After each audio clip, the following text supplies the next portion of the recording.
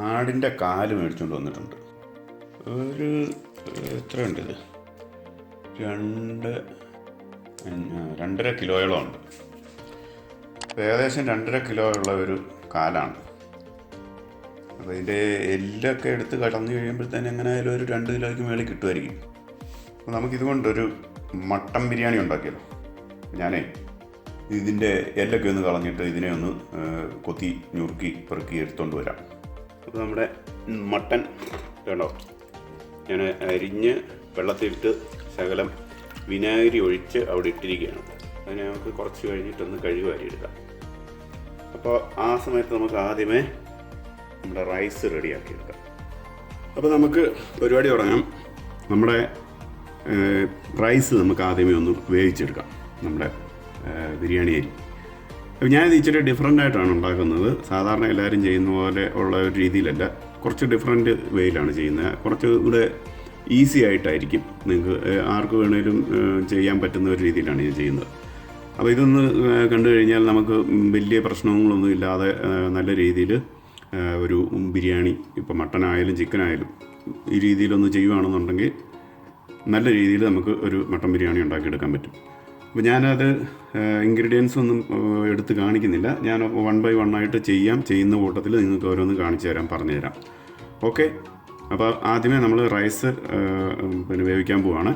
അപ്പോൾ അതിന് വേണ്ടിയിട്ട് ഞാൻ കുറച്ച് ഗീ ഒഴിക്കട്ടെ. ആദ്യമേ കുറച്ച് ഒരു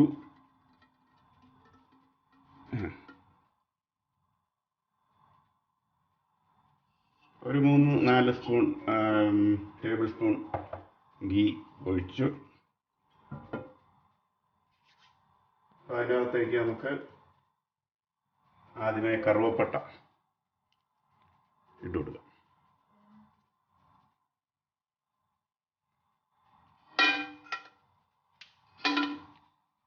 സിന്നമൺ സ്റ്റിക്ക് ഇട്ട് കൊടുത്തിട്ട്, ഇത് നമ്മുടെ സ്റ്റാർ തക്കോലം എന്ന് പറയും. അപ്പോൾ ഇതിനെ നമുക്ക് അതിൻ്റെ അകത്തേക്കൊന്ന് ഇട്ട് കൊടുക്കാം.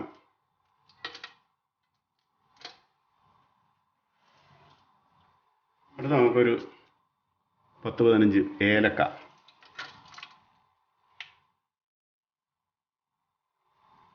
പിന്നെ കുറച്ച് ഗ്രാമ്പു, ഇത്രയെല്ലാം കൂടെ ഒന്ന് ഇട്ട് കൊടുത്തിട്ട് ഇത് ഒന്ന് പൊട്ടാൻ തുടങ്ങുമ്പോൾ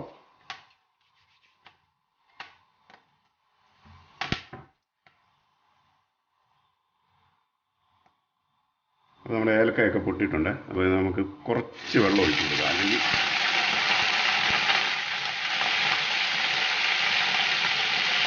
ഇത് പെട്ടെന്ന് കരിഞ്ഞു പോകും.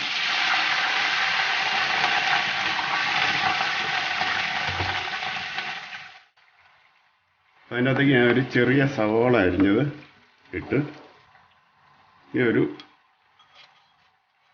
3 ടീസ്പൂൺ ഷുഗർ, അടുത്തത് ഉപ്പ് നോക്കി ആവശ്യത്തിന് നോക്കിയിടുക. വേണമെങ്കിൽ 2 പച്ചമുളകും കൂടെ ഒക്കെ ഇടാം. നമ്മൾ മട്ടനകത്ത് പച്ചമുളക് ഇടുന്നതുകൊണ്ട് ഞാൻ ഇതിൻ്റെ അകത്ത് പച്ചമുളക് ഇടുന്നില്ല. അപ്പോൾ നമ്മളിവിടെ ഒരു 5 കപ്പ് അരിയാണ് എടുത്തിരിക്കുന്നത്. 5 കപ്പ് അരി എന്ന് പറയുമ്പോൾ ഏകദേശം 1.25 കിലോ വരും. അപ്പോൾ ഞാൻ 5 കപ്പ് അരിക്ക് ഒരു 7.5 ഗ്ലാസ് വെള്ളം വേണം, 7.5 കപ്പ് വെള്ളം. അപ്പോൾ ആ വെള്ളം ഞാൻ ഇട്ട് കൊടുക്കുകയാണ്. 1, 2,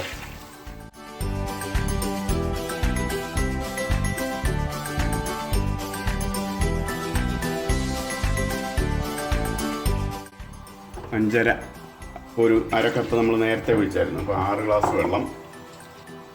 അപ്പോൾ 6 കപ്പ് വെള്ളം നമ്മൾ ഒഴിച്ചു. അപ്പോൾ അരി എടുക്കുന്ന ആ കപ്പ് കൊണ്ട് തന്നെ അളന്നെടുക്കുന്നതായിരിക്കും നല്ലത് വെള്ളം. നിങ്ങൾക്ക് ആദ്യമായിട്ടൊക്കെ ചെയ്യുന്നവരോ അല്ലെങ്കിൽ അതിൽ വലിയ ഐഡിയ ഇല്ലാത്തവരോ കറക്റ്റായിട്ട് അളന്നെടുക്കുക. അതുകൊണ്ടാണ് ഞാൻ അളന്ന് കാണിച്ചത്. അപ്പോൾ ഞാൻ അതിൻ്റെ കൂട്ടത്തിൽ ഒരു ടിന്ന് തേങ്ങാപ്പാലും കൂടെ ചേർക്കുകയാണ്. ഈ ഒരു ടിന്നെന്ന് പറയുമ്പോൾ ഇതിൻ്റെ അകത്ത് 1.5 കപ്പ് പാലുണ്ട്. അപ്പം 6 കപ്പ് വെള്ളവും 1.5 കപ്പ് തേങ്ങാപ്പാലും. അപ്പോൾ നമുക്ക് ഇതൊന്ന് തിളച്ച് വരാനായിട്ട് വെയിറ്റ് ചെയ്യാം. അപ്പോൾ നമ്മുടെ വെള്ളം ഇവിടെ തിളച്ച് മറിയുന്നുണ്ട്. നമുക്ക് അതിൻ്റെ അകത്തേക്ക് ഈ കഴുകി വാരി വെച്ചിരിക്കുന്ന അരി അങ്ങോട്ട് ഇട്ട് കൊടുക്കാം.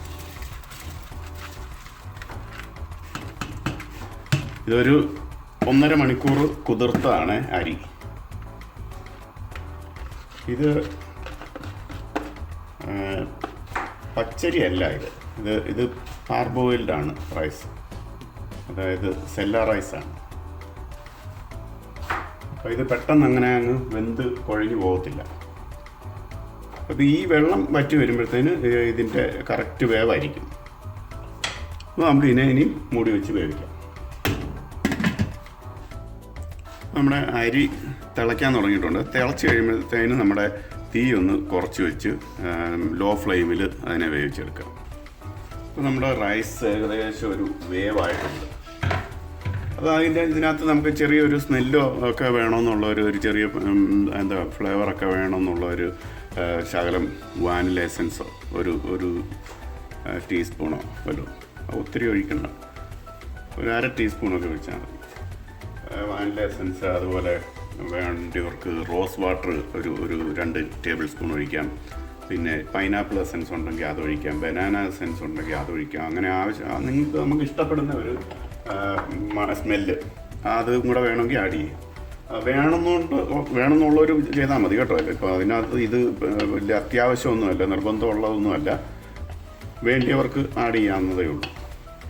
അപ്പോൾ നമ്മുടെ റൈസ് ഏകദേശം കുക്കായിട്ടുണ്ട്. ഞാൻ ഇതിനെ ഒന്ന് അടുപ്പത്തൊന്ന് മാറ്റി തണുക്കാൻ വെക്കുകയാണ്. അപ്പോൾ നമ്മൾ ഇതിനെ ശകലം ആറാൻ നോക്കുക. ഇനി ആറിയിട്ടാണ് നമ്മൾ ബാക്കി കാര്യങ്ങൾ ഇതിനെ ബിരിയാണിയായിട്ട് മാറ്റുന്നത്. ഇപ്പോൾ നമ്മുടെ റൈസ് എല്ലാം നമ്മൾ വേവിച്ച് മാറ്റി വെച്ചിട്ടുണ്ട്, തണുക്കാൻ വെച്ചിരിക്കുകയാണ്. നമുക്ക് അടുത്തത് മട്ടൻ്റെ പ്രിപ്പറേഷനിലേക്ക് കിടക്കാം. അപ്പോൾ മട്ടൻ വേവിക്കാൻ വേണ്ടിയിട്ട് ഞാൻ ഒരു പാത്രം അടുപ്പത്ത് വെച്ചിട്ടുണ്ട്. അപ്പോൾ അതിനകത്തേക്ക് കുറച്ച് എണ്ണ ഒഴിച്ചു കൊടുക്കാം. Cooking oil. അപ്പോൾ നമ്മുടെ എണ്ണ നന്നായിട്ട് ചൂടായിട്ടുണ്ട്. അപ്പോൾ അതിനകത്തേക്ക് ശകലം കടുക് ഇട്ടു കൊടുക്കാം. അപ്പോൾ നമുക്കൊരു മൂപ്പിക്കാൻ വേണ്ടിയിട്ടൊരു ശകലം സവാള ഇട്ട് കൊടുക്കാം.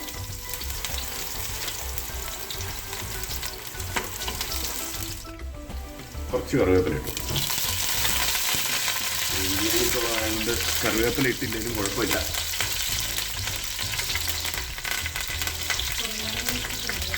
അപ്പോൾ അതിനകത്തേക്ക് നമുക്ക് ഈ അരിഞ്ഞ് വെച്ചിരിക്കുന്ന ഇഞ്ചി, ഒരു കഷ്ണം ഇഞ്ചി നന്നായിട്ട് പൊടിയായിട്ട് കൊത്തി അരിഞ്ഞാണ്, അത് ഇട്ടു.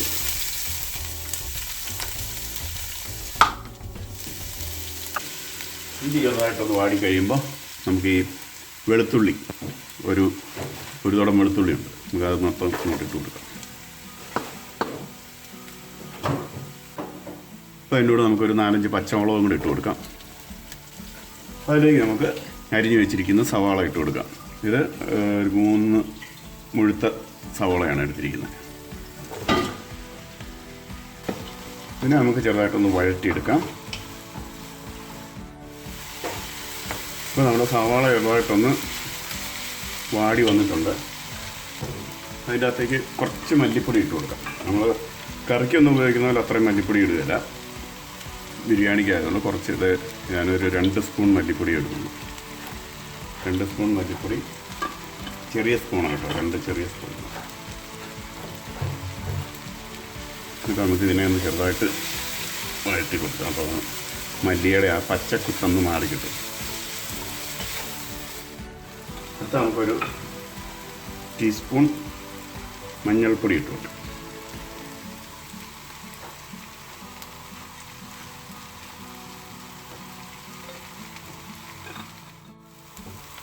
കുറച്ച് മുളക് പൊടി, ഈ കാശ്മീരി മുളക് പൊടിയാണ്, നല്ല കളർ കിട്ടും, അധികം എരിവ് കാണത്തുമില്ല. ഒരു 1.5 സ്പൂൺ മുളക് പൊടി, കുറച്ച് കുരുമുളക് പൊടിയും കൂടെ ഇട്ട് കൊടുക്കാം. എരിവ് ഇച്ചിരി കൂടുതൽ വേണ്ടവർക്ക് കൂടുതലിടാം, എരിവ് വേണ്ടാത്തവർ ഇടണ്ട.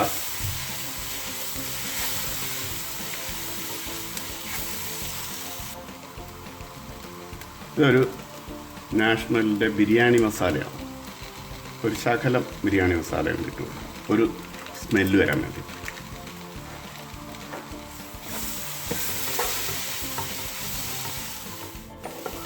ഇനി നമുക്ക് ഇതിലേക്ക് ഈ അരിഞ്ഞ് വെച്ചിരിക്കുന്ന തക്കാളി, ഒരു 4 തക്കാളിയുണ്ട്, അതുകൊണ്ട് ഇട്ടു കൊടുക്കും. അപ്പോൾ ഇതിലേക്ക് നമുക്ക് കുറച്ച് ഉപ്പ്, നമ്മുടെ മട്ടൻ ആവശ്യമായിട്ടുള്ള ഉപ്പ്, നമ്മൾ റൈസ് ഓൾറെഡി ഉപ്പിട്ടാണ് ഉണ്ടാക്കിയിരിക്കുന്നത്. പിന്നെ ഒരു ശകലം നമ്മുടെ ഇറച്ചി മസാലയും കൂടി ഇട്ട് കൊടുക്കാം.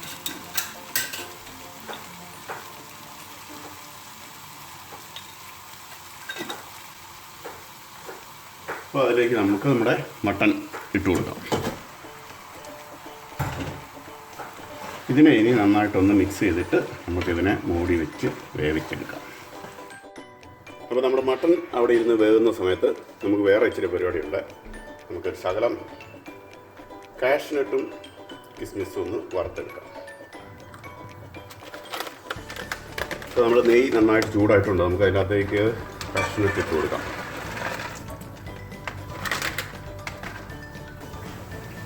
നമ്മുടെ കാഷ്നട്ട് ഒത്തിരി മൂത്ത് പോകണ്ട, ചെറുതായിട്ടൊന്ന് കളർ മാറി വന്നാൽ മതി. പക്ഷേ നമുക്കിതിനെ ഒന്ന് കോരിയെടുക്കാം. ഇനി നമുക്ക് ക്രിസ്മസ് കൂടെ ഇട്ട് കൊടുക്കാം.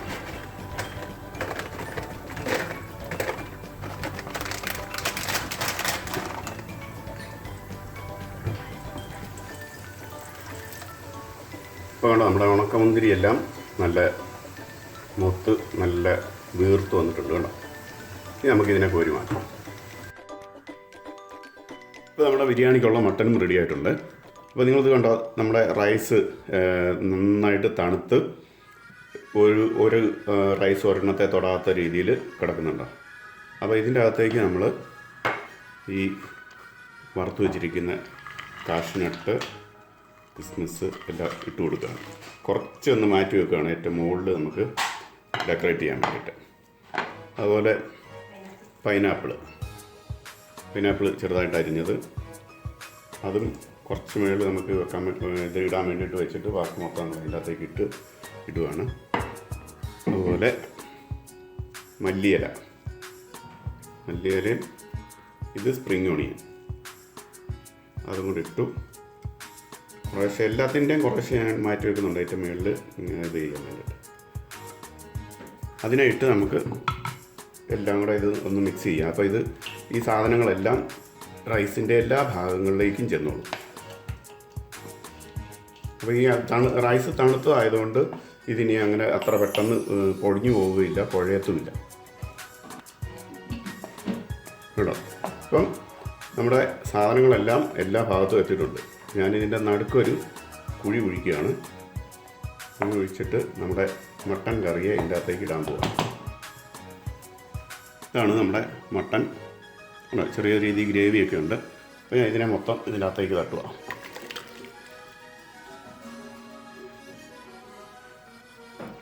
എന്നിട്ട് ഞാൻ ഇതിനെ ഒന്ന്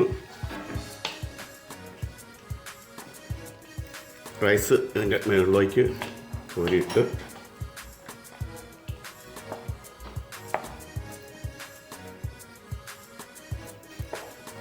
ഇനി ഇതിൻ്റെ മുകളിലേക്ക് നമ്മൾ ബാക്കി വെച്ചിരിക്കുന്ന സാധനങ്ങളെല്ലാം ഇട്ട് കൊടുക്കാം.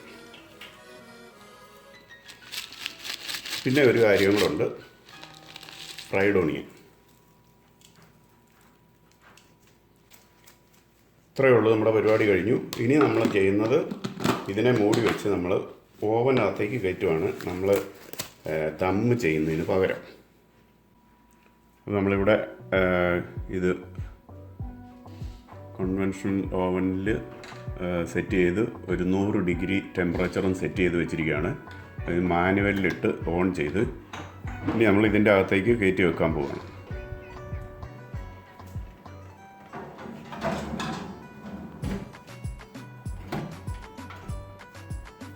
റൈസ് നമ്മൾ എടുത്ത് ഓവൻ്റെ അകത്ത് കയറ്റി വെച്ചിട്ടുണ്ട്.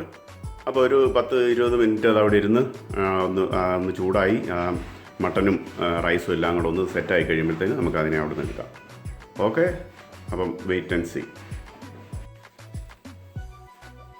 നല്ല ടേസ്റ്റ് ഉണ്ട്, ചോറ് നല്ല വേവ്, കറി നന്നായിട്ട് ബ്ലെൻഡ് ആയിട്ട് നല്ല ടേസ്റ്റ് ആയിട്ടുണ്ട്.